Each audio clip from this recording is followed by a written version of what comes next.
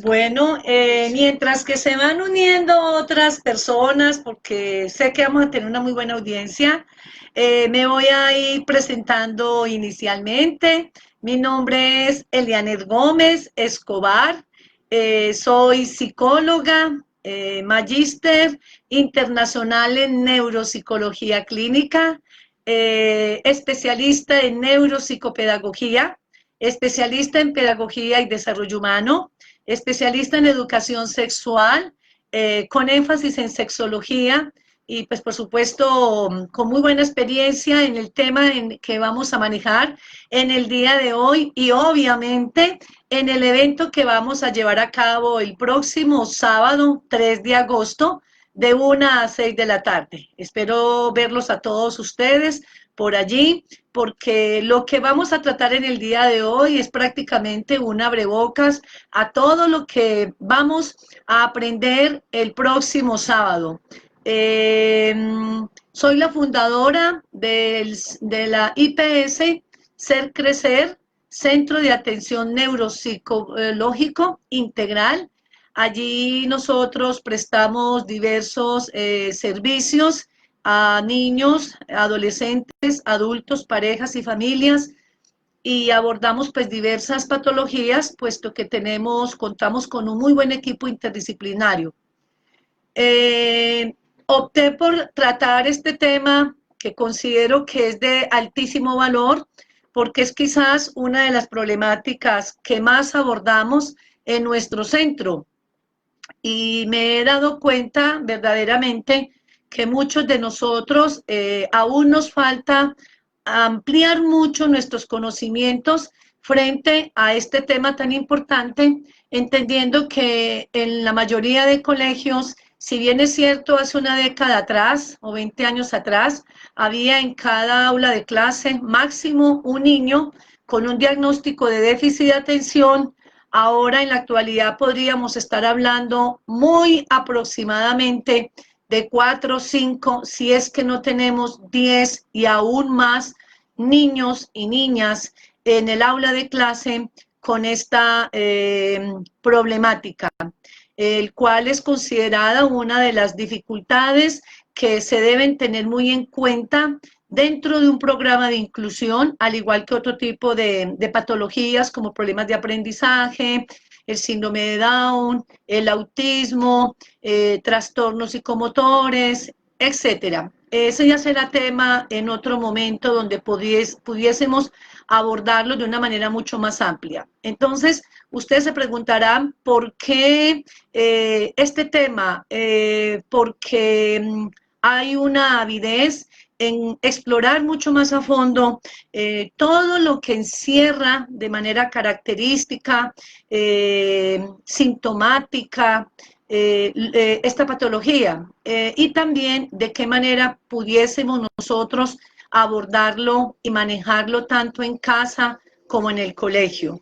La mayoría de niños, niñas y adolescentes que lo padecen sufren bastante el hecho de saber que no tienen las condiciones adecuadas en términos de manejo de control de sus emociones, el control inhibitorio de la conducta, porque hay impulsividad, porque hay inestabilidad, los constantes enfrentamientos en su cotidianidad, que muchos de ellos le van generando frustraciones, van generando en ellos también desaciertos, angustia, y esto va complejizando sin lugar a duda pues su vida, en donde se va incrementando otra serie de dificultades. Entonces, ya como para iniciar, les hice la preguntita, ¿qué sería el déficit de atención?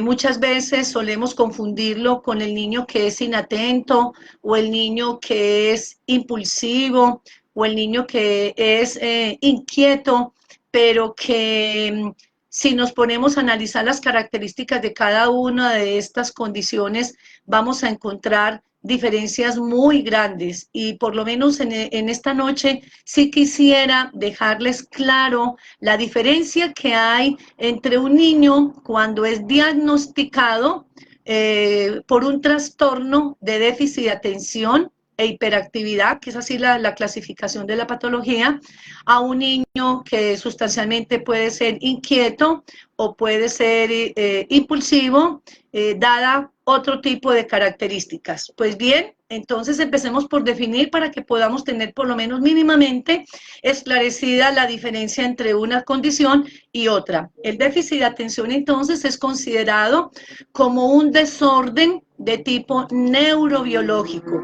Frente a este tema hay innumerables definiciones, muchos autores se han dedicado exclusivamente a estudiar esta patología, pero según la Organización Mundial de la Salud está determinada como una inhabilidad o un desorden de tipo neurobiológico que afecta sustancialmente la vida de nuestros niños a temprana edad. Si el tratamiento no se hace de manera oportuna o si no se le da un manejo adecuado, pues indiscutiblemente la persona quien lo padece puede enfrentar posteriormente situaciones que le van complejizando mucho más su proyecto de vida. Existen varias causales frente a las cuales puede generar en un niño o en un adolescente, pero principalmente en un niño, que es donde se gesta allí su dificultad, problemas de tipo genético, de tipo congénito, alguna dificultad que la madre gestante hubiera padecido durante el proceso gestacional, aún también alguna alteración en el parto, cuando es considerado un parto traumático con cuadro hipóxico. Es decir, el niño nace pasadito de tiempo o en su defecto con doble circular y esto le genera una afectación para respirar de manera inmediata, afectando sustancialmente pues toda su área cerebral. Recordemos que son bebecitos con un nivel muy alto de inmadurez y pues todo lo que les acontezca en ese momento, dada su vulnerabilidad y sensibilidad y madurez,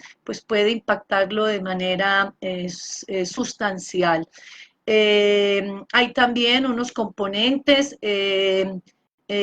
cuando hay una baja de niveles dopamínicos y serotonínicos, más mirado desde el componente neuroquímico. Esos temas los hablaríamos pues mucho más ampliamente en el evento que vamos a tener, si Dios quiere, el próximo sábado.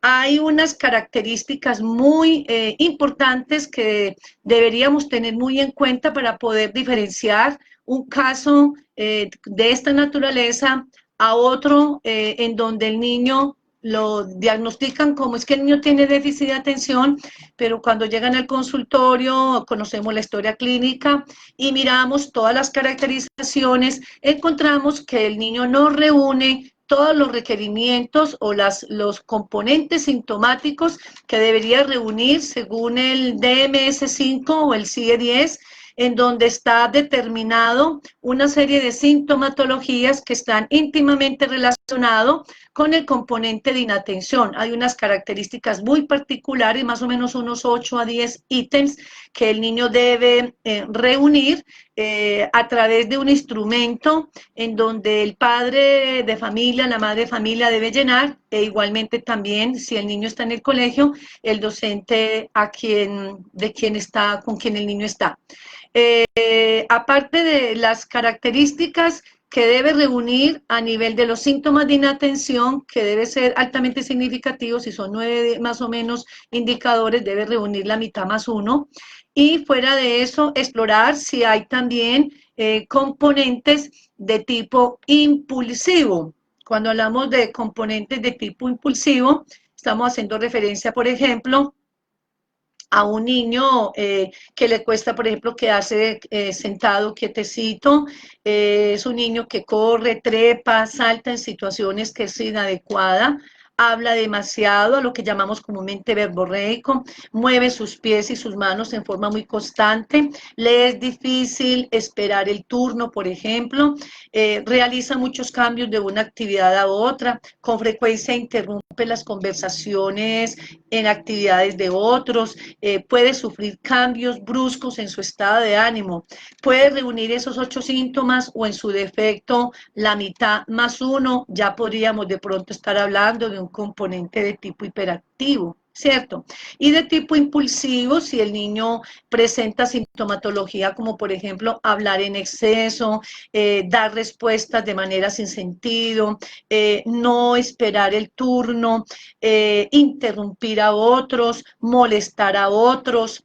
Y en el caso de la inatención, generalmente síntomas que están asociados con que presta demasiada, muy poca atención a los detalles, tiene dificultades para completar las tareas, es un niño que sueña despierto, se distrae fácilmente ante diferentes estímulos no relevantes, parece no escuchar cuando se le habla, se le dificulta escuchar o comprender instrucciones y por tanto ejecutarlas, lo que llamamos comúnmente el niño que es muy desobediente, no logra terminar sus tareas y deberes aún requiriendo hacerlo en un momento determinado, se le puede dificultar al niño organizar sus tareas y elaborar sus actividades, generalmente tiene la tendencia a perder sus objetos, es decir, como podemos ver, esta serie de comportamientos que en un niño de esta naturaleza presenta, pues sabemos de antemano que le resulta muy difícil incursionar en un mundo, sea social, académico, familiar. Son niños que realmente necesitan mucho de nuestro apoyo, nuestro acompañamiento, de nuestra comprensión y ante todo de nuestro amor. Pero recordemos que no solamente con la exploración de estos síntomas que nos lo arrojan unos instrumentos que han sido emanadas por la Organización Mundial de la Salud, no obstante a ello es requisitivo buscar un profesional experto en el área, pudiésemos hablar de un psicólogo experto o aún de un neuropsicólogo, también pudiésemos tener el diagnóstico de un neuropediatra o aún de un psiquiatra, en donde pudiésemos esclarecer de manera muy amplia si el niño realmente está evidenciando un trastorno por déficit de atención e hiperactividad.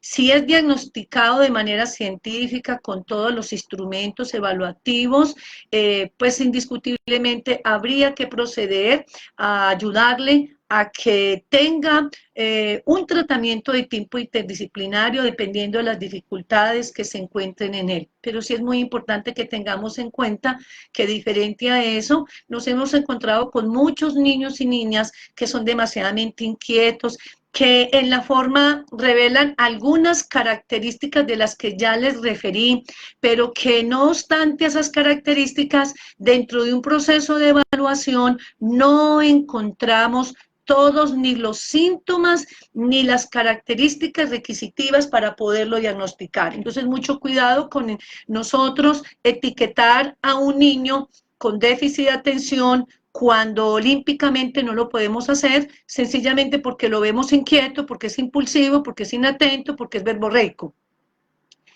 Más bien pudiésemos estar pensando de un niño que puede tener una inestabilidad emocional y que esa conducta lo puede llevar a él a presentar situaciones similares sin tener que decir que estamos hablando de un trastorno por déficit de atención. Muchas veces cuando etiquetamos a los niños y les damos un inadecuado diagnóstico, obviamente asimismo le damos un inadecuado manejo. Y eso para el niño, quien lo padece, es funesto porque es requisitivo el apoyo, el adecuado manejo que necesitemos ofrecerle para que tenga un buen desarrollo. Recordemos que una de las áreas que más hay que cuidar en nuestros niños y niñas es sustancialmente la autoestima, que es el área que más fácilmente se afecta porque permanentemente están enfrentando situaciones adversas de mucha frustración. Son niños que llega un momento donde no sienten encajar en ninguna parte, no se hallan en casa porque es rebelde, porque es inquieto, por todas las razones que ya les mencioné ahora de tipo característico. Entonces, lo primero que tenemos que hacer es, si hay sospecha de una situación de esas, mi recomendación es buscar a un profesional experto para que hagan la historia clínica y posterior a ello procedan a hacer una muy buena evaluación. En la mayoría de casos es recomendable indagarle el coeficiente intelectual. Muchos de estos niños se privilegian de tener coeficientes intelectuales muy altos. Otros tienen sus coeficientes intelectuales promedios, pero también podemos tener algunos niños con unos coeficientes medios bajos o en su defecto bajos, dependiendo del coeficiente intelectual, más la exploración de las diferentes áreas que hay que hacerle a nivel de los diferentes niveles de atención. Por ejemplo, los seres humanos manejamos varias atenciones. Está la atención arousal, que es una atención que nos da el estado de alerta, de conciencia. Generalmente esa atención siempre en estos niños está completamente conservada, pero también se le debe explorar las otras atenciones, la atención sostenida, la atención selectiva, la atención dividida, la atención alternante, que son atenciones diferentes, que son requisitivas dentro de unos procesos de aprendizaje y que cada una de ellas tiene una funcionalidad de manera muy particular. Con ellas se puede impactar los niveles de memoria, entonces también hay que mirar los niveles de memoria para poder identificar en ellos cuál es su estilo de aprendizaje y su ritmo de aprendizaje. Esto permitirá al maestro, permitirá al profesional en salud y en su defecto, permitirá al padre o madre de familia saber las condiciones en las que se encuentra el niño para poder identificar de qué manera lo podemos manejar. Y por supuesto también hay que indagarle las habilidades académicas. Algunos niños de ellos pueden presentar dificultades en su desarrollo motriz, a lo que llamamos posiblemente la presencia de una dispraxia, y ello puede explicar en muchas ocasiones que el niño se atrasa, que el niño se cansa, o en su defecto el niño no le gusta escribir. El niño no quiere escribir, me dicen los papás, doctora, mi hijo se atrasa, no hay poder humano de que consigne una letrica en el cuaderno, y vamos a explorar y estamos encontrando que de pronto hay una probabilidad de una dificultad en su desarrollo psicomotriz, y esa sea la razón por la cual el niño no disfruta de su escritura, puesto que es un área competencial donde a él se le dificulta. Contiguo a esto, indiscutiblemente también hay que mirarle las funciones ejecutivas. Nosotros tenemos dentro de la estructura cerebral un área que es fundamental, muy sensible, como es toda esta partecita, que es el lóbulo prefrontal. En muchos de ellos, alguna área de esas se puede afectar. Y es entendible porque allí se explica algunas áreas de acuerdo a la conducta que el niño maneja. Entonces, si el niño no tiene un buen control inhibitorio, es impulsivo, hay una agresividad, habría que explorar cómo están esas funciones ejecutivas para poder entrar a intervenir el área donde está afectada. Hay un área muy importante en ellos, en nosotros, que es la memoria operativa, donde indagamos el área verbal y no verbal. Y una de estas áreas tiene mucho que ver con el lenguaje interno. El lenguaje interno es algo así como esa vocecita que tenemos en nuestro subconsciente, que cuando nos hablamos, allí esa área retoma su pensamiento. Por eso, dentro de las sugerencias, cuando vamos a abordar un trabajo en términos de estos niños para que aprendan a manejar la obediencia, sean niños más receptivos, pues habría entonces que trabajar una técnica que se llama las autoinstrucciones. ¿Cómo hacerlo? Hablarle al niño con una voz modulada. Solicítele que mire a los ojos. Muchos niños de estos no miran a los ojos por su dificultad en la atención. Entonces, ¿qué hacer con ellos para poder captar su atención? Una palmadita, mírame por favor. Les recomiendo que cuando hablemos con ellos y le demos algún tipo de instrucción o una orden o una normativa, es importante dárselas de una manera puntual, muy clara, una a una. No olvidemos. En segundo lugar, solicitar que nos mire a los ojos, porque es una buena manera de poder contactarme con el niño y lograr inferir o incidir afectivamente en el mundo de él.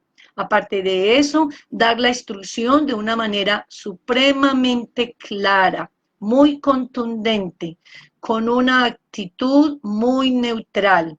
Trate al niño con todo el debido respeto. así esté él en una condición de berrinche, de descompensación, de agresividad. Tratemos en la medida de las posibilidades de neutralizar la conducta, solicitándole con calma que se calme. Si es difícil, permitámosle que tenga el espacio para que se desahogue y una vez que logre, pueda usted entonces intervenir de manera muy modulada, de la instrucción de una manera muy clara.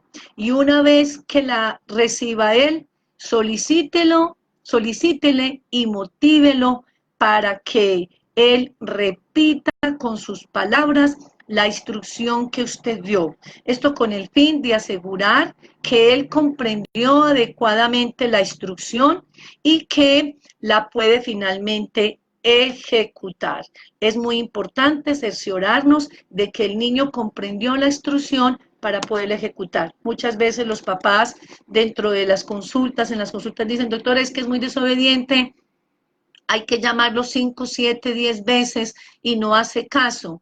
Se le dice, primero que todo, mamá y papá, no es adecuado darle una norma donde usted le grite. La norma debe darse, ojalá, proximal a donde está él, no llamarlo el primer piso, al segundo piso o al tercer piso, sino dirigirse al lugar donde él está y decirle con una voz contundente, por ejemplo, Samuel, ya el almuerzo está preparado, tenga la amabilidad y nos acercamos, que estamos todos reunidos en familia. ¿Qué es que me impacienta? No. Esto es una cuestión de actitud. Recordemos que estamos formando para la vida y que si nuestros niños tienen este tipo de dificultades y nosotros le complejizamos más su dificultad con nuestra impaciencia, con nuestra irritabilidad y probablemente con nuestra agresividad, señalándolos, censurándolos y comparándolos, pues sin lugar a duda lo que vamos a lograr con ellos es que incrementen más sus niveles de frustración y por ende se incremente más su conducta disruptiva, aquella que usted como papá o como mamá o aún como maestro no quisiese que en él se diera. Frente a esto habría muchas más pautas para dar. Por eso la importancia de llevar a cabo estos seminarios a nivel de todo el país. Lo hago honestamente más por pasión, porque cuando me he encontrado compartiendo estas experiencias, estos conocimientos, estas vivencias del día a día, de lo cotidiano en nuestro centro, indiscutiblemente me llenan de amor y de pasión, porque descubro que cuando yo aporto este granito de arena a muchas personas, eso se va a multiplicar. ¿Cuál es el objetivo fundamental de este trabajo? Buscar la manera de ser personas más sensibles, más reflexivas, de ampliar nuestros conocimientos frente a esta temática para que podamos obrar de una manera mucho más apropiada, mucho más justa, mucho más humana. Obviamente entendemos que como seres humanos a veces se nos dificulta, pero no podemos nosotros como adultos justificarnos que porque no estoy preparado o preparada para manejar el caso de mi hijo, que no soy psicólogo, entonces definitivamente no tengo nada que hacer. Yo pienso, y siempre lo he dicho en mis conferencias, tenemos que partir primero de quién soy, aperturarnos, dejarnos ayudar, buscar el especialista experto para que los asesore, los oriente, los acompañe en este proceso. Tengo para decirles que si es más positivo poder buscar ayuda, asumir una actitud de humildad y de aperturamiento, con esto vamos a encontrar grandes gratificaciones para con nuestro niño, niña, aún adolescente, que estamos todavía muy a tiempo a ayudarlos a que salgan adelante, superen sus dificultades, a que nos cerremos y estemos indiferentes ante una problemática tan delicada como esta. ¿Por qué la llamo delicada? Porque es una situación, queridos audientes, que si no le damos el adecuado manejo cuando ellos incursionen en la vida y lleguen en la etapa adolescente, muy probablemente las autoestimas de ellos están tan deterioradas que pueden llevar consigo una angustia existencial y de allí irse complejizando hacia un cuadro de patología mayor como un trastorno depresivo, un trastorno mixto depresivo y ansioso, situaciones que los pueden llevar a futuro a buscar las sustancias psicoactivas como una estrategia de mediación de su problema. Saben que la marihuana, el porrito que se fuman en su fase inicial les mitiga la ansiedad y creen que con eso pueden dormir y están tranquilos y resolver sus problemas, pero mentiras que con el devenir del tiempo se van dando cuenta que no tienen estrategias de afrontamiento y por tanto todas las dificultades que enfrentan en la cotidianidad la quieren resolver con las sustancias psicoactivas. No permitamos que esto nos acontezca. Ustedes no saben cuántos casos atendemos diariamente en el centro, donde a veces se siente uno impotente para manejar situaciones de chicos que de pronto asistieron a la consulta hace unos 5, 7, 10 años atrás, con un diagnóstico dado por mí en una evaluación meticulosa, neuropsicológica, de decir, papá, mamá, el niño evidencia este tipo de dificultades. Hay que tener este tipo de manejos y de tratamientos y por alguna circunstancialidad no hay credibilidad o no hay compromiso o la actitud en ese momento de papá y mamá no fue la mejor o están pasando por una crisis situacional de pareja, en fin, sea cualquier el factor, abandonan y no le dan la importancia suficiente a la situación que el niño en ese momento estaba presentando. El tiempo pasa, el niño crece con muchas carencias afectivas, carencias de reconocimiento, falencias grandísimas a nivel de su autoestima, consigo dificultades en el aprendizaje, dificultades en sus habilidades sociales que finalmente terminan escudándose en la droga. Tan grave puede ser esto que son candidatos a futuro a ideaciones de suicidio, al suicidio propiamente dicho, y ustedes se han dado cuenta de manera muy particular todo lo que estamos viviendo en nuestra querida Colombia y particularmente en nuestra querida ciudad de Pereira, la cantidad de casos que este año han registrado en Risaralda de jóvenes que se han suicidado.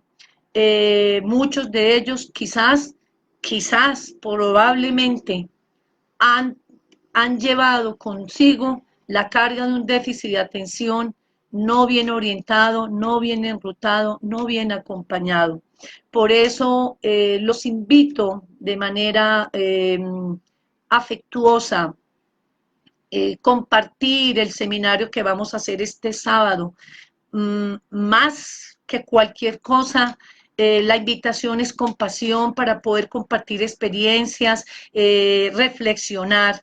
Allí también vamos a tener obviamente lúdica, vamos a tener ejercicios de entrenamiento en gimnasia cerebral. Puedo darles en este momento algún ejercicio, porque todos esos ejercicios, si le trabajamos a los niños en el momento oportuno, pues sin lugar a duda, todo eso va a ser beneficioso para ellos. Los ejercicios de respiración, que el niño aprenda a respirar desde el diafragma. Vivimos mucho en la inmediatez, los niveles de estrés y de ansiedad en ellos son altísimos y la única manera de mitigarlos es o con muy buen deporte, dándoles muy buena oportunidad para que utilicen parte de su tiempo libre en actividades lúdicas y recreativas. Tratemos al máximo de no mantenerlos en la casa encerrados, porque se vuelve propicio este espacio para ellos estar adictos a un internet, a un computador y a un celular. La recomendación es que aprovechemos esos espacios extracurriculares para que ellos puedan manejar mucha lúdica. Está comprobado que el ejercicio físico, una muy buena cantidad de agua diaria, habituarlos al hábito del agua. El agua es un gran alimento que hidroliza no solamente todo nuestro cuerpo, sino también que hidroliza nuestro cerebro y es un gran alimento que también oxigena nuestro cuerpo y lo purifica. Entonces, desde ahí tiene las bondades. Una muy buena alimentación, carente de mucho carbohidrato, carente de mucho azúcar, carente de mucho dulce. No quiero decir que se lo supriman del todo, pero se está comprobado que cuando los niños tienen este tipo de dificultad y comen demasiado dulce, pues obviamente se activan de una manera mucho más exacerbada, específicamente aquellos que tienen un cuadro de hiperactividad. Bueno, esto sería pues mínimo a todo lo que podríamos abordar en este tema, por eso los invito de manera muy particular ahora el próximo sábado para que ampliemos más estos conocimientos y nos enriquezcamos específicamente con pautas, con ejercicios que sin lugar a duda van a ayudarles mucho a ustedes para poder abordar mejor a su niño, a su niña, en la condición de rol en que usted se encuentre como maestro, como profesional, como terapeuta, como padre, como madre, como familiar, como abuelito, como abuelita, en fin, como padrino, como madrina, en fin. No sé si hay alguna pregunta antes de que culminemos este momento, pues hay mucho tema para tratar, pero me acojo a las preguntas que ustedes quieran en este momento. Escuchamos siquiera por lo menos unas 3 o 4 preguntitas.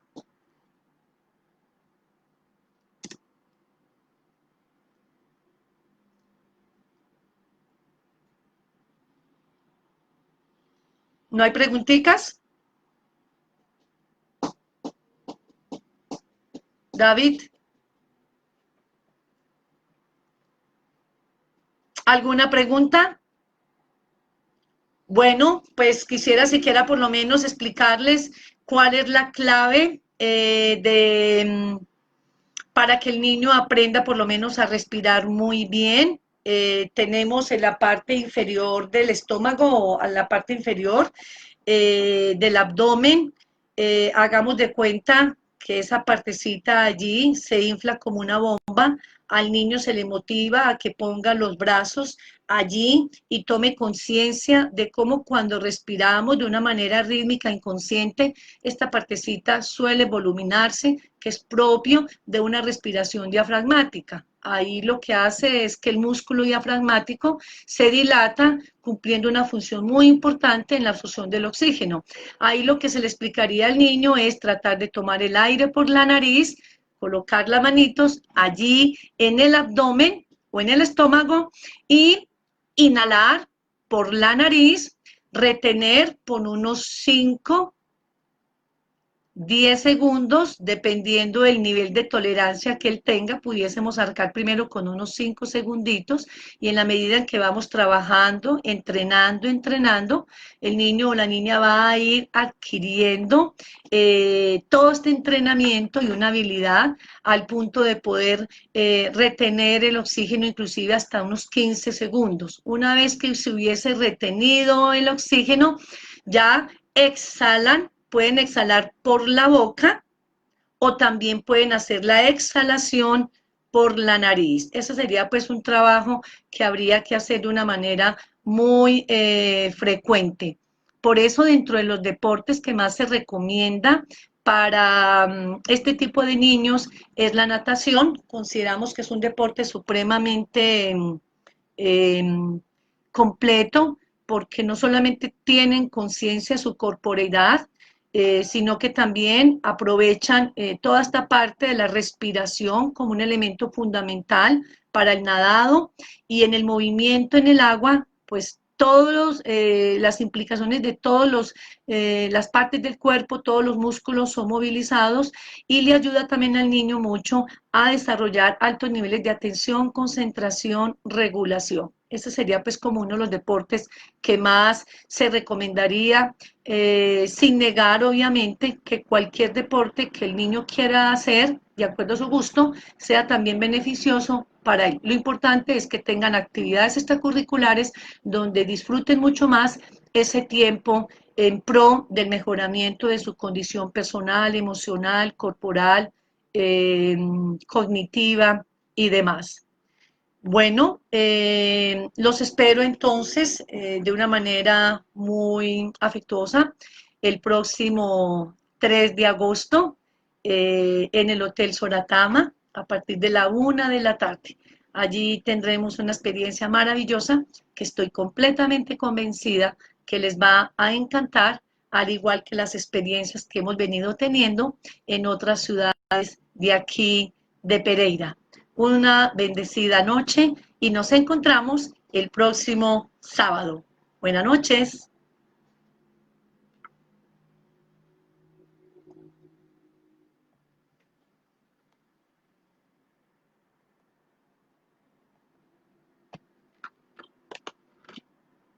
David.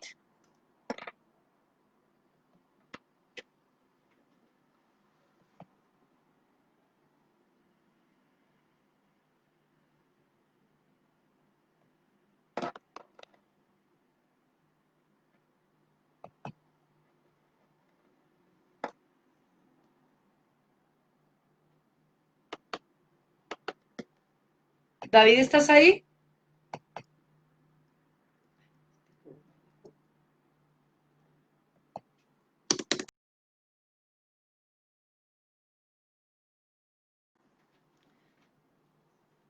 Muy buenas noches. Porque parece que finalizaron. Ah, bueno, muy bien. Muy buenas noches. Aquí estamos probando un poquito para que podamos tener buena garantía de nuestra transmisión. Muy buenas noches. Porque parece que finalizaron. Ah, bueno, muy bien. Bueno, estamos esperando entonces que las personas ya se vayan conectando para tener un momento agradable de reflexión.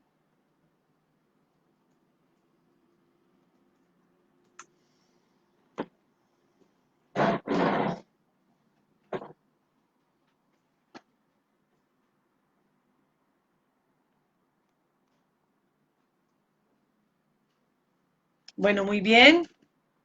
Estamos esperando un poquito que puedan irse uniendo varias personas.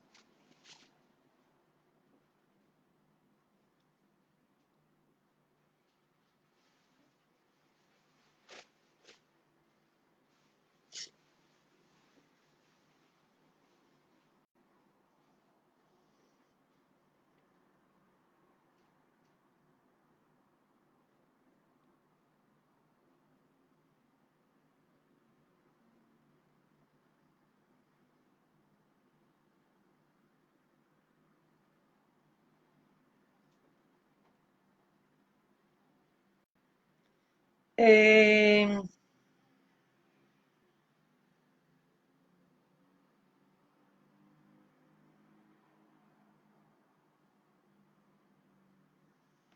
Quedan todavía faltando aproximadamente unos 2 minuticos para que entonces ya podamos iniciar.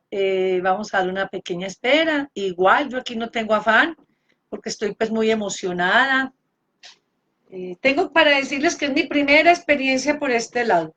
Así es pues de que si me ven con la carita o el rostro coloradito, no se preocupen, que la única manera de uno aprender es atreverse a hacerlo. Entonces, si hay errorcitos, me disculparán.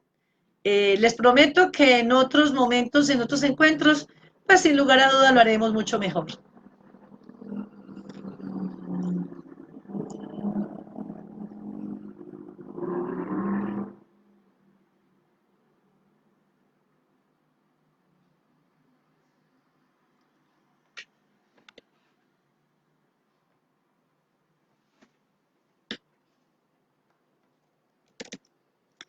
Mientras que va llegando las otras personas, yo les voy a escribir por este medio una preguntita para que vayan reflexionando.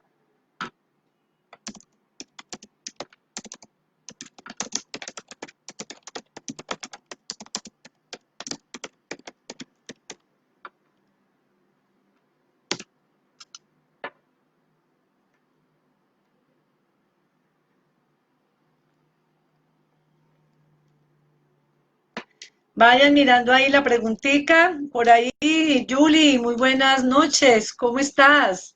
Nayibe, Lady, Luisita, qué bien, bienvenidas.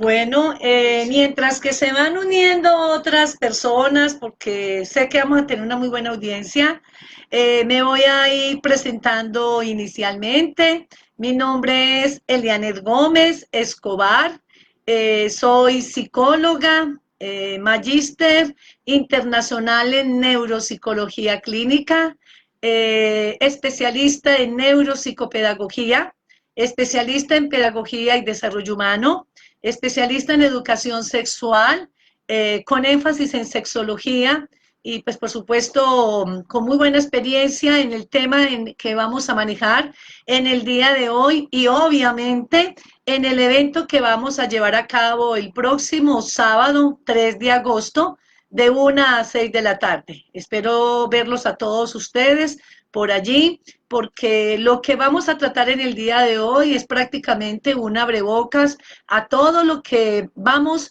a aprender el próximo sábado.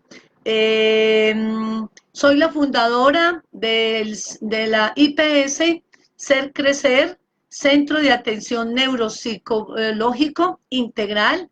Allí nosotros prestamos diversos servicios a niños, adolescentes, adultos, parejas y familias y abordamos pues diversas patologías, puesto que contamos con un muy buen equipo interdisciplinario. Eh, Opté por tratar este tema que considero que es de altísimo valor, porque es quizás una de las problemáticas que más abordamos en nuestro centro. Y me he dado cuenta verdaderamente que muchos de nosotros aún nos falta ampliar mucho nuestros conocimientos frente a este tema tan importante, entendiendo que en la mayoría de colegios, si bien es cierto, hace una década atrás o 20 años atrás, había en cada aula de clase máximo un niño con un diagnóstico de déficit de atención. Ahora en la actualidad podríamos estar hablando muy aproximadamente de 4 o 5, si es que no tenemos 10 y aún más niños y niñas en el aula de clase con esta problemática, el cual es considerada una de las dificultades que se deben tener muy en cuenta dentro de un programa de inclusión, al igual que otro tipo de patologías como problemas de aprendizaje, el síndrome de Down, el autismo, trastornos psicomotores, etcétera. Ese ya será tema en otro momento donde pudiésemos abordarlo de una manera mucho más amplia. Entonces, ustedes se preguntarán por qué este tema, porque hay una avidez en explorar mucho más a fondo todo lo que encierra de manera característica, sintomática, esta patología y también de qué manera pudiésemos nosotros abordarlo y manejarlo tanto en casa como en el colegio.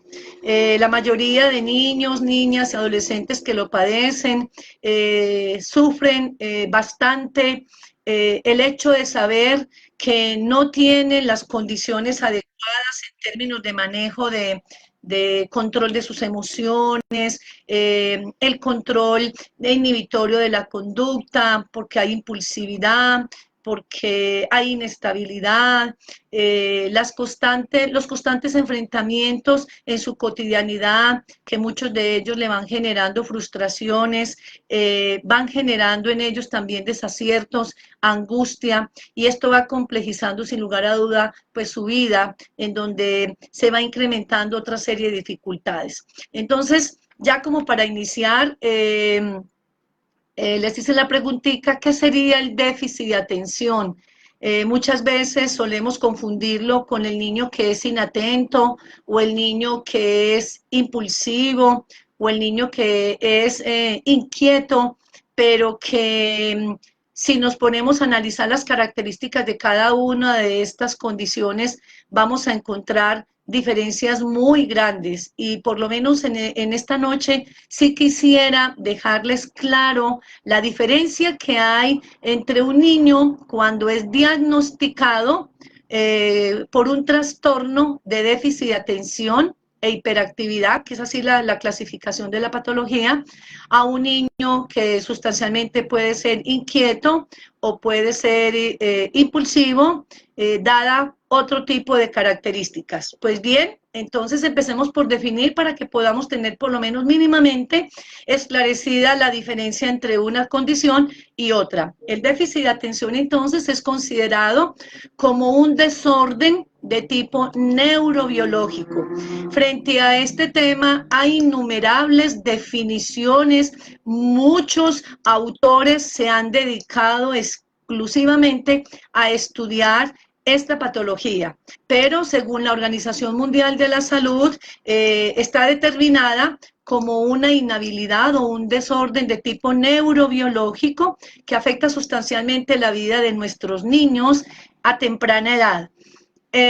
Si el tratamiento no se hace de manera oportuna o si no se le da un manejo adecuado, pues indiscutiblemente la persona quien lo padece puede enfrentar posteriormente situaciones que le van complejizando mucho más su proyecto de vida. Existen varias causales frente a las cuales puede generar en un niño o en un adolescente, pero principalmente en un niño, que es donde se gesta allí su dificultad, problemas de tipo genético, de tipo congénito, alguna dificultad que la madre gestante hubiera padecido durante el proceso gestacional, aún también alguna alteración en el parto, cuando es considerado un parto traumático con cuadro hipóxico. Es decir, el niño nace pasadito de tiempo o en su defecto con doble circular, y esto le genera una afectación para respirar de manera inmediata, afectando sustancialmente pues toda su área cerebral. Recordemos que son bebecitos con un nivel muy alto de inmadurez, y pues todo lo que les acontezca en ese momento, dada su vulnerabilidad y sensibilidad y madurez, pues puede impactarlo de manera sustancial. Hay también unos componentes cuando hay una baja de niveles dopamínicos y serotonínicos, más mirado desde el componente neuroquímico. Esos temas los hablaríamos pues mucho más ampliamente en el evento que vamos a tener, si Dios quiere, el próximo sábado. Hay unas características muy importantes que deberíamos tener muy en cuenta para poder diferenciar un caso de esta naturaleza a otro en donde el niño lo diagnostican como es que el niño tiene déficit de atención, pero cuando llegan al consultorio conocemos la historia clínica y miramos todas las caracterizaciones, encontramos que el niño no reúne todos los requerimientos o los componentes sintomáticos que debería reunir según el DMS-5 o el CIE-10, en donde está determinado una serie de sintomatologías que están íntimamente relacionados con el componente de inatención. Hay unas características muy particulares, más o menos unos 8 a 10 ítems que el niño debe reunir a través de un instrumento en donde el padre de familia, la madre de familia debe llenar, e igualmente también si el niño está en el colegio, el docente con quien el niño está. Aparte de las características, que debe reunir a nivel de los síntomas de inatención, que debe ser altamente significativo, si son 9 más o menos indicadores, debe reunir la mitad más uno, y fuera de eso, explorar si hay también componentes de tipo impulsivo.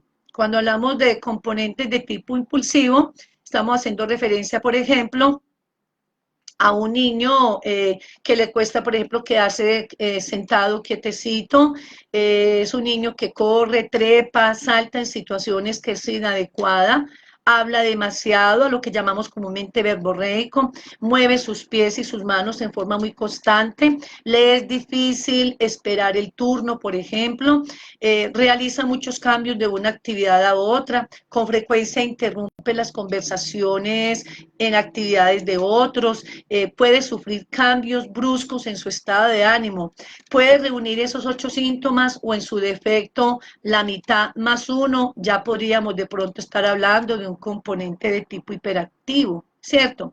Y de tipo impulsivo, si el niño presenta sintomatología como por ejemplo hablar en exceso, dar respuestas de manera sin sentido, no esperar el turno, interrumpir a otros, molestar a otros.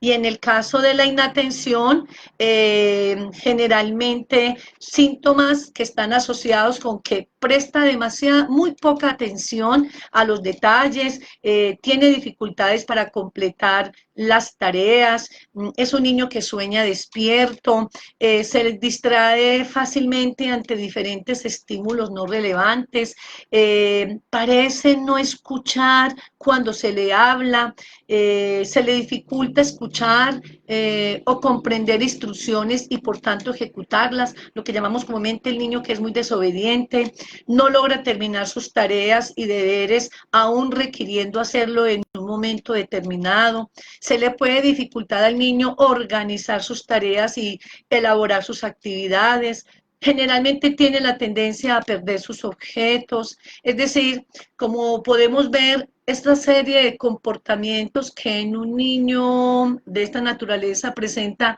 pues sabemos de antemano que le resulta muy difícil incursionar en un mundo, sea social, académico, familiar.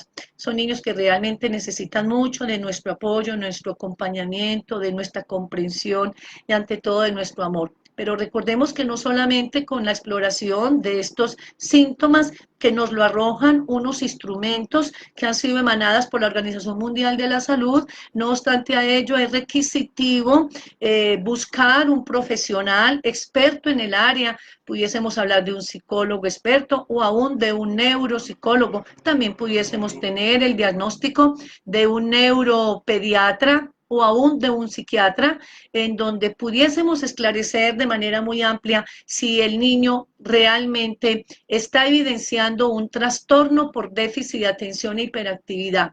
Si es diagnosticado de manera científica con todos los instrumentos evaluativos, pues indiscutiblemente habría que proceder a ayudarle a que tenga un tratamiento de tipo interdisciplinario dependiendo de las dificultades que se encuentren en él. Pero sí es muy importante que tengamos en cuenta que diferente a eso, nos hemos encontrado con muchos niños y niñas que son demasiadamente inquietos, que en la forma revelan algunas características de las que ya les referí, pero que no obstante esas características, dentro de un proceso de evaluación no encontramos todos ni los síntomas ni las características requisitivas para poderlo diagnosticar. Entonces, mucho cuidado con nosotros etiquetar a un niño con déficit de atención cuando olímpicamente no lo podemos hacer, sencillamente porque lo vemos inquieto, porque es impulsivo, porque es inatento, porque es verborreico.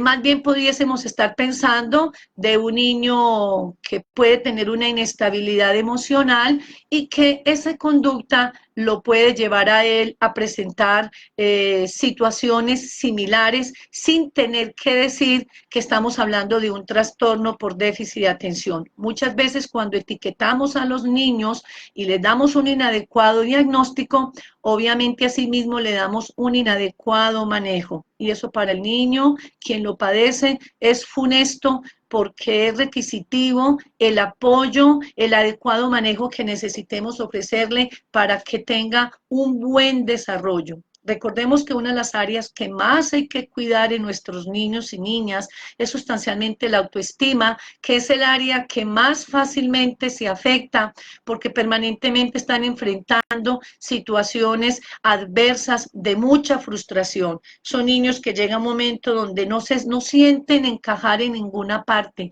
no se hallan en casa porque es rebelde, porque es inquieto, por todas las razones que ya les mencioné ahora de tipo característico. Entonces, lo primero que tenemos que hacer es, si hay sospecha de una situación de esas, mi recomendación es buscar a un profesional experto para que hagan la historia clínica y posterior a ello procedan a hacer una muy buena evaluación. En la mayoría de casos es recomendable indagarle el coeficiente intelectual. Muchos de estos niños se privilegian de tener coeficientes intelectuales muy altos.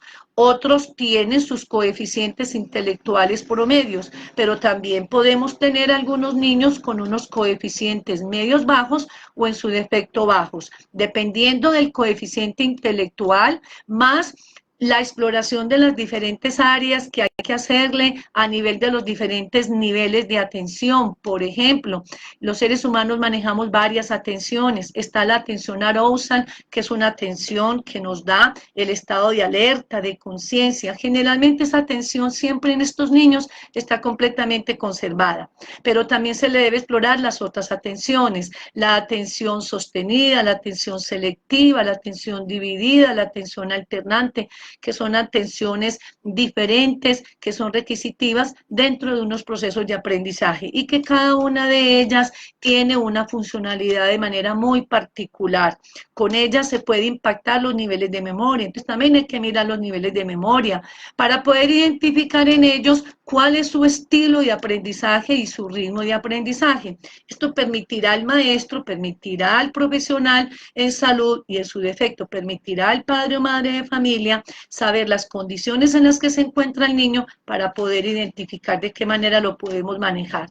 Y por supuesto también hay que indagarle las habilidades académicas. Algunos niños de ellos pueden presentar dificultades en su desarrollo motriz, a lo que llamamos posiblemente la presencia de una dispraxia, y ello puede explicar en muchas ocasiones que el niño se atrasa, que el niño se cansa, o en su defecto el niño no le gusta escribir. El niño no quiere escribir, me dicen los papás, doctora, mi hijo se atrasa, no hay poder humano de que consigne una letrica en el cuaderno, y vamos a explorar y estamos encontrando que de pronto hay una probabilidad de una dificultad en su desarrollo psicomotriz, y esa ha sido la razón por la cual el niño no disfruta de su escritura, puesto que es un área competencial donde a él se le dificulta. Contiguo a esto, indiscutiblemente también hay que mirarle las funciones ejecutivas. Nosotros tenemos dentro de la estructura cerebral un área que es fundamental, muy sensible, como es toda esta partecita, que es el lóbulo prefrontal. En muchos de ellos, alguna área de esas se puede afectar. Y es entendible porque allí se explica algunas áreas de acuerdo a la conducta que el niño maneja. Entonces, si el niño no tiene un buen control inhibitorio, es impulsivo, hay una agresividad, habría que explorar cómo están esas funciones ejecutivas para poder entrar a intervenir el área donde está afectada. Hay un área muy importante en ellos, en nosotros, que es la memoria operativa, donde indagamos el área verbal y no verbal. Y una de estas áreas tiene mucho que ver con el lenguaje interno. El lenguaje interno es algo así como esa vocecita que tenemos en nuestro subconsciente, que cuando nos hablamos, allí esa área retoma su pensamiento. Por eso, dentro de las sugerencias, cuando vamos a abordar un trabajo en términos de estos niños para que aprendan a manejar la obediencia, sean niños más receptivos, pues habría entonces que trabajar una técnica que se llama las autoinstrucciones. ¿Cómo hacerlo? Hablarle al niño con una voz modulada. Solicítele que mire a los ojos. Muchos niños de estos no miran a los ojos por su dificultad en la atención. Entonces, ¿Qué hacer con ellos para poder captar su atención? Una palmadita, mírame por favor. Les recomiendo que cuando hablemos con ellos y le demos algún tipo de instrucción o una orden o una normativa, es importante dárselas de una manera puntual, muy clara, una a una. No olvidemos. En segundo lugar, solicitar que nos mire a los ojos, porque es una buena manera de poder contactarme con el niño y lograr inferir o incidir afectivamente en el mundo de él. Aparte de eso, dar la instrucción de una manera supremamente clara, muy contundente, con una actitud muy neutral. Trate al niño con todo el debido respeto. Así esté él en una condición de berrinche, de descompensación, de agresividad. Tratemos en la medida de las posibilidades de neutralizar la conducta, solicitándole con calma que se calme. Si es difícil, permitámosle que tenga el espacio para que se desahogue y una vez que logre, pueda usted entonces intervenir de manera muy modulada, de la instrucción de una manera muy clara. Y una vez que la reciba él, solicítele y motívelo para que él repita con sus palabras la instrucción que usted dio. Esto con el fin de asegurar que él comprendió adecuadamente la instrucción y que la puede finalmente ejecutar. Es muy importante cerciorarnos de que el niño comprendió la instrucción para poder ejecutar. Muchas veces los papás dentro de las consultas, en las consultas dicen, doctora, es que es muy desobediente, hay que llamarlo 5, 7, 10 veces y no hace caso. Se le dice, primero que todo, mamá y papá, no es adecuado darle una norma donde usted le grite. La norma debe darse, ojalá, proximal a donde está él, no llamarlo el primer piso, al segundo piso o al tercer piso, sino dirigirse al lugar donde él está y decirle con una voz contundente, por ejemplo, Samuel, ya el almuerzo está preparado, tenga la amabilidad y nos acercamos, que estamos todos reunidos en familia. ¿Qué es que me impacienta? No. Esto es una cuestión de actitud. Recordemos que estamos formando para la vida y que si nuestros niños tienen este tipo de dificultades y nosotros le complejizamos más su dificultad con nuestra impaciencia, con nuestra irritabilidad y probablemente con nuestra agresividad, señalándolos, censurándolos y comparándolos, pues sin lugar a duda lo que vamos a lograr con ellos es que incrementen más sus niveles de frustración y por ende se incremente más su conducta disruptiva, aquella que usted como papá o como mamá o aún como maestro no quisiese que en él se diera. Frente a esto habría muchas más pautas para dar. Por eso la importancia de llevar a cabo estos seminarios a nivel de todo el país. Lo hago honestamente más por pasión, porque cuando me he encontrado compartiendo estas experiencias, estos conocimientos, estas vivencias del día a día, de lo cotidiano en nuestro centro, indiscutiblemente me llenan de amor y de pasión, porque descubro que cuando yo aporto este granito de arena a muchas personas, eso se va a multiplicar. ¿Cuál es el objetivo fundamental de este trabajo? Buscar la manera de ser personas más sensibles, más reflexivas, de ampliar nuestros conocimientos frente a esta temática para que podamos obrar de una manera mucho más apropiada, mucho más justa, mucho más humana. Obviamente entendemos que como seres humanos a veces se nos dificulta, pero no podemos nosotros como adultos justificarnos que porque no estoy preparado o preparada para manejar el caso de mi hijo, que no soy psicólogo, entonces definitivamente no tengo nada que hacer. Yo pienso, y siempre lo he dicho en mis conferencias, tenemos que partir primero de quién soy, aperturarnos, dejarnos ayudar, buscar el especialista experto para que los asesore, los oriente, los acompañe en este proceso.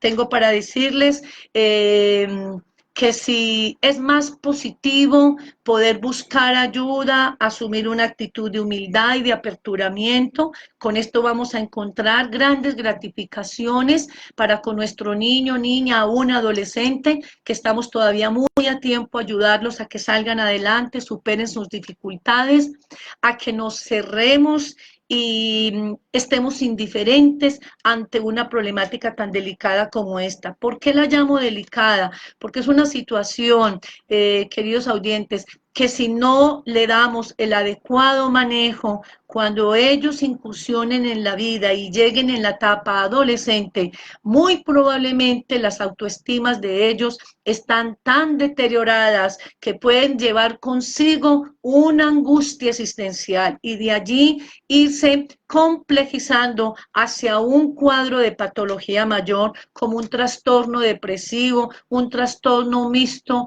depresivo y ansioso, situaciones que los pueden llevar a futuro a buscar las sustancias psicoactivas como una estrategia de mediación de su problema.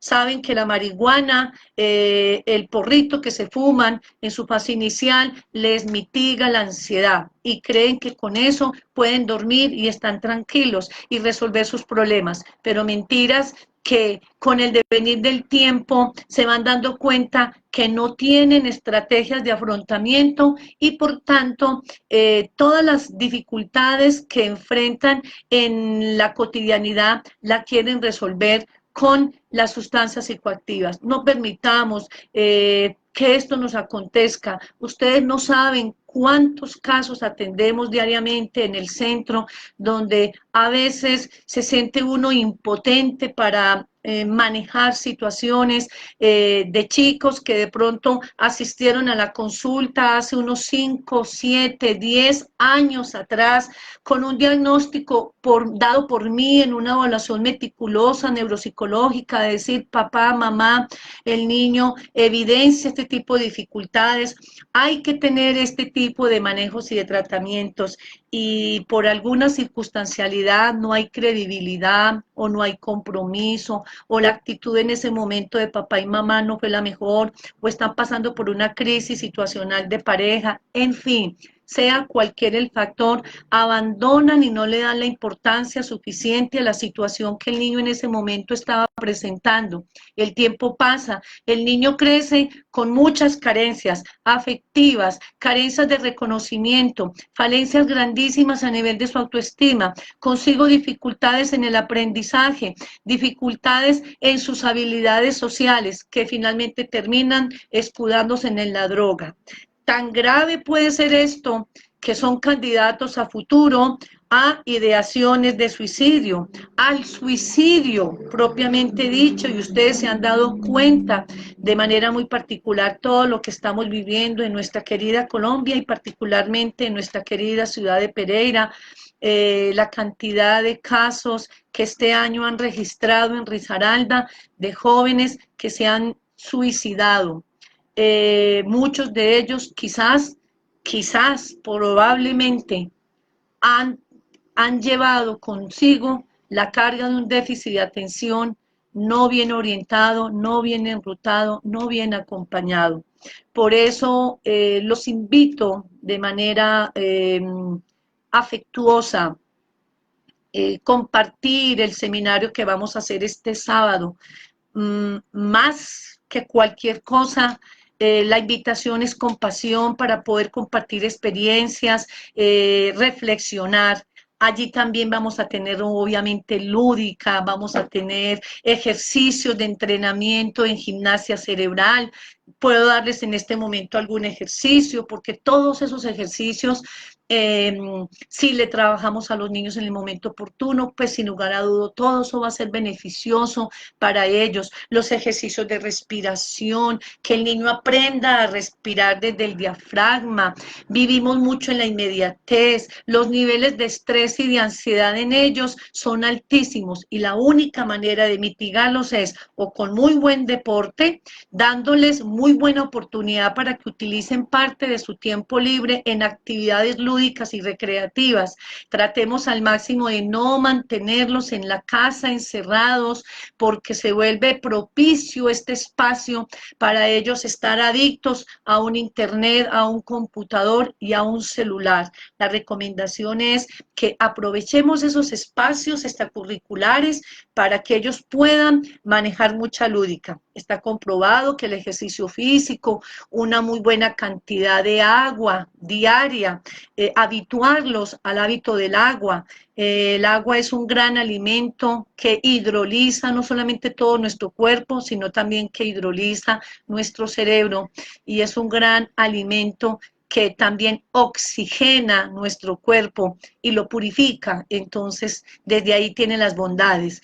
Una muy buena alimentación, carente de mucho carbohidrato, carente de mucho azúcar, carente de mucho dulce. No quiero decir que se lo supriman del todo, pero se está comprobado que cuando los niños tienen este tipo de dificultad y comen demasiado dulce, pues obviamente se activan de una manera mucho más exacerbada, específicamente aquellos que tienen un cuadro de hiperactividad. Bueno, esto sería pues mínimo a todo lo que podríamos abordar en este tema, por eso los invito de manera muy particular ahora el próximo sábado para que ampliemos más estos conocimientos y nos enriquezcamos específicamente con pautas, con ejercicios que sin lugar a duda van a ayudarles mucho a ustedes para poder abordar mejor a su niño, a su niña, en la condición de rol en que usted se encuentre como maestro, como profesional, como terapeuta, como padre, como madre, como familiar, como abuelito, como abuelita, en fin, como padrino, como madrina, en fin. No sé si hay alguna pregunta antes de que culminemos este momento, pues hay mucho tema para tratar, pero me acojo a las preguntas que ustedes quieran en este momento. Escuchamos siquiera por lo menos unas 3 o 4 preguntitas.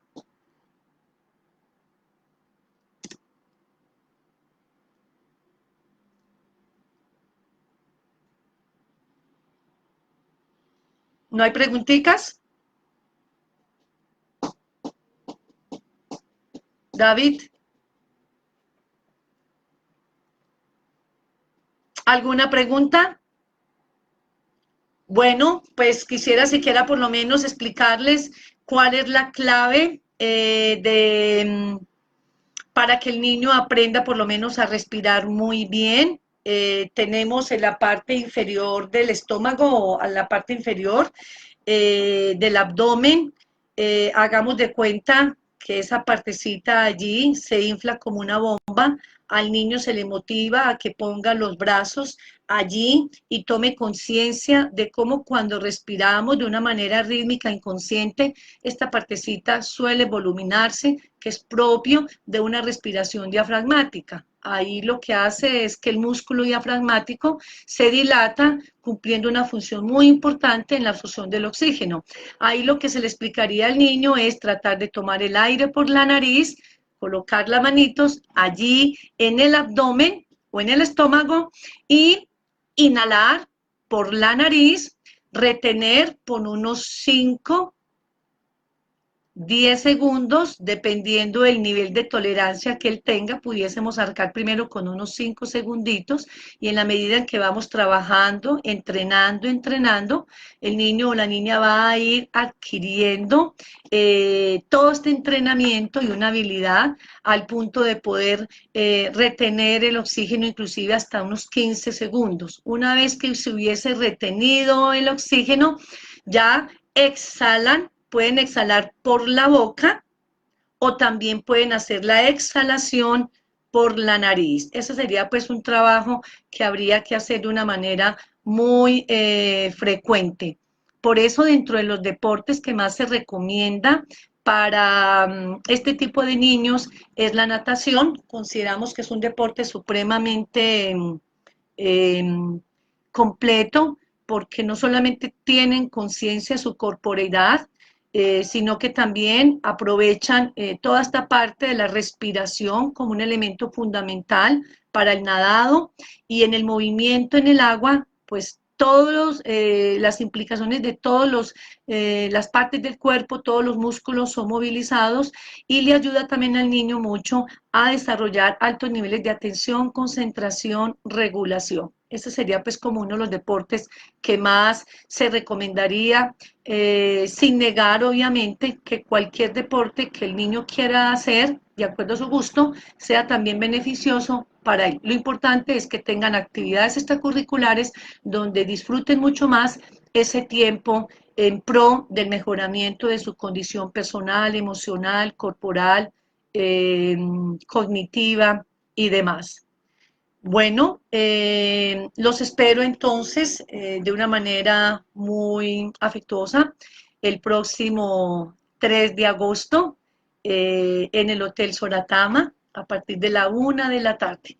Allí tendremos una experiencia maravillosa que estoy completamente convencida que les va a encantar, al igual que las experiencias que hemos venido teniendo en otras ciudades de aquí de Pereira. Una bendecida noche y nos encontramos el próximo sábado. Buenas noches.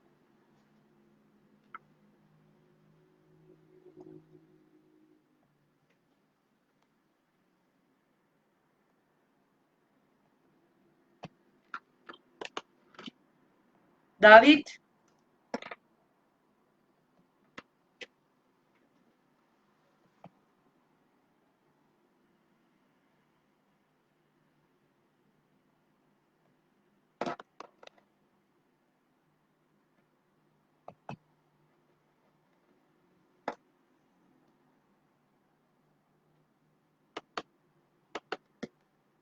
David, ¿estás ahí?